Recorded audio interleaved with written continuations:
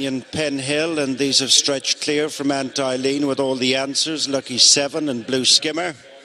They're nicely strung out, racing towards the second flight, and Belsass has raced on clearly under Brian Cooper to lead Penhill and Ruby Walsh, with in third place, just third Anti-Lean, Danny Mullins, the inside of all the answers, and Mark Walsh, followed away from flight number 2 by Blue Skimmer, Roger Loughran, and bringing up the rear, Lucky 7 and Mikey Fogarty. Racing down the far side between the second and third flights, and out in front is Belsass, followed by Penhill with all the answers going third.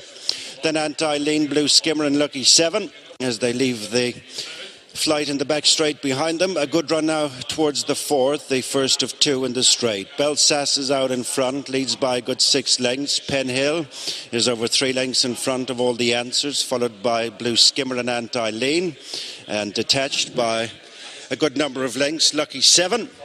The 6 runners turn into the straight the first time in the Sean T. McElligott Memorial Novice Hurdle. Out in front is Belsass, Brian Cooper, followed by Penhill, Ruby Walsh with all the answers, just third on the inside, Mark Walsh, being followed on straightening up by Blue Skimmer, Roger Loughran, Anti-Lean, Danny Mullins, Lucky 7 and Mikey Fogarty. On they come to the 5th flight, final flight next time.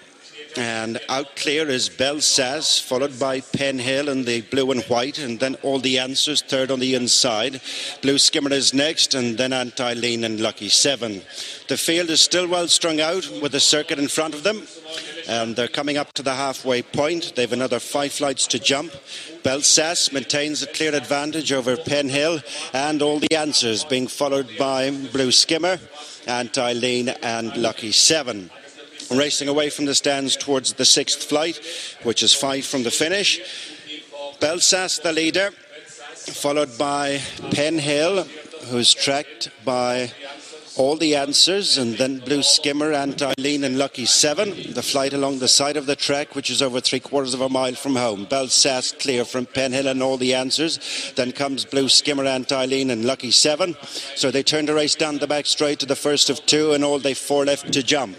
Belsass continuing out in front unchallenged at this stage. Safely over that flight is all the answers, just landed second from Penhill, a half a length between those 2, and these are clear from Anti-Lean, who at this stage moves into a remote 4th ahead of Lucky 7. Blue Skimmer drops away to the rear.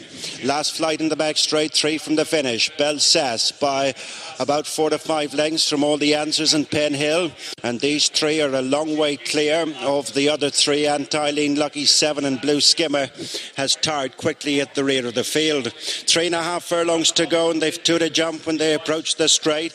Belsass from Penhill, who's back into second. All the answers now pushed along in third, and has dropped off them a few lengths. It's the stable companions, Belsass and Penhill, who turn in now, almost matching strides, and they've raced on clear from all the answers, turning into the final 2. Penhill and Ruby Walsh on the near side come now to attack Belsass and Brian Cooper at the second last. Racing down to the final flight now, and Penhill goes to the front under Ruby Walsh, heads the long-time leader Belsass, Brian Cooper. These are out clear from all the answers. Down to the final flight, it's Penhill the leader, safely over the last, and is drawing right away from Belsass, and then all the answers, and up towards the finish it's Penhill and Ruby Walsh who come home clear and will follow up their Galway victory in fine style. Second is Belsass, third is all the answers, ahead of a running on Lucky 7, Anti-Lean and Blue Skimmer a long way behind. Ultimately a decisive win then for Penhill, who's now won 3 of his last 4 starts, having come from that impossible position to score at Galway last time. Always just in touch with the leader Belsass, who set a really good gallop back down in trip today. Thought in the main he jumped quite well. A bit low at the second last there. There wasn't a perfect stride at the final flight either, but ultimately he was clever enough to put himself right at that one. Belsass had no more left to give at that stage, and as was the case last time, you see Belsass flashing his tail under pressure there, which you don't really like to see. But this winner keeps up the gallop to score ultimately by about 6 lengths. All the answers struggling a long way from home, only just managed to hold on from Lucky 7 for third spot. He was never in the race with a chance, but made some late gains. Winner carrying the colours of Tony Bloom. And now, as I say, landing this winner's prize of €13,500 in good style. That's indeed, yeah, 1-2 for Willie Mullins. Penhill coming out on top, beating Belsace. They've dropped all the answers, who indeed is clear of the rest. 2-1, co-favourite of 3, Penhill beats one of his market rivals into second place. And you said from an early stage, Kevin, Penhill was jumping far better than he has on his last couple of runs. Yeah, you know, on paper he needed to improve to win this, you know, and his jumping was where that improvement you would have been hoping the improvement would come from his jumping, and he was better. You know, he's far from electric over his hurdles, but he wasn't losing ground or making mistakes today. Probably his 2 untidiest jumps were at the last 2, and when he was in front, he'd always excuse a horse that's maybe not the most natural to lose a bit of concentration when he's in front, but he's definitely going the right way. You know, a very talented horse in a flat, you know, rated 100. You see the way he moves. You know, I'd imagine this is a horse that will continue going through the winter. You know, he's not just a summer horse. I'd imagine he'll go on and look to progress through the novice hurdle ranks now. And, you know, if his jumping can continue to go the right way, you know, who's to say where he might end up? You know, he could end up being a graded horse, you know, against the proper national types that come out in the coming months. You know, 'cause this was a good effort, a good, you know, a novice hurdle like this now, it wouldn't be, you know, it's still a little way away from graded class, but who's to say that he couldn't step up now that he's starting to get the message with his jumping? And just thinking back to last year, Willie Mullins won this with Gangster, and he was a horse who progressed to a certain level. Then he was a mid-140s horse by the end of the season. Yeah, you know, we all know about Willie Mullins' firepower. You know, his main novice hurdlers will start coming out there in 6 weeks or so. But, you know, we saw last year, like you say, he had a few Gangster and a few others that you know, were kept going through the summer, that were competing at Galway and the likes, and they weren't too far away. They won their grade 1s during the season proper as well, so I wouldn't like to underestimate this fella, or indeed any other horse of Willie Mullins that's winning novice hurdles at this time of the season, just because it's September. No, he was ridden aggressively enough. He jumped fine. He's probably a little bit more so in Brian Cooper's hands than he would have liked, but he's run an honest race, to be fair to him. You know, he wouldn't.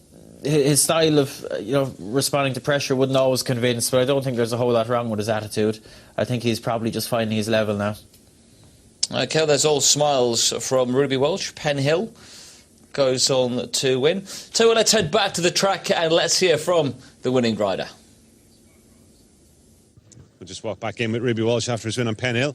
Looks like he's getting there gradually, this guy, is he? Yeah, Penny's starting to drop with him. Jumped a lot better today. And there's still room for improvement, but look, he's a horse, but probably with a fair bit of ability. If we could just get him jumping quicker and slicker, he'd be better. A bit lower the second last, I thought, but then he kind of put himself right at the final flight, didn't he? Yeah, I kind of got to the front, and there was a very big jump there, and I was thinking, don't really need it. I should have really had the race won, so I left him fiddle it, but he was good. Seemed like they went a good gallop. The second horse, I suppose, was down in trip. He had to make it a bit of a test, didn't he? Yeah, but look, he likes to gallop and jump, the second horse. And he was getting a few lengths on me at most of the hurdles, but you know, Penhill is just probably has that bit more ability and was able to hang into him jumping wise. And you got a couple of chances to come. They've eventually granted permission for you to ride Massini's trap. It's an unusual situation, isn't it? It's not. There'd be no reason not to let you ride him, wouldn't have thought. Joke, I think. Yeah. I think less said on that now the better. But anyway, get a Fist Lady has a small chance in the next, and I would eventually allowed to ride Massini's trap. Look, if he could be placed, it'd be a great run. He's a 14-1 shot. Don't think who rides him can make that big a difference, is it? Okay, well done.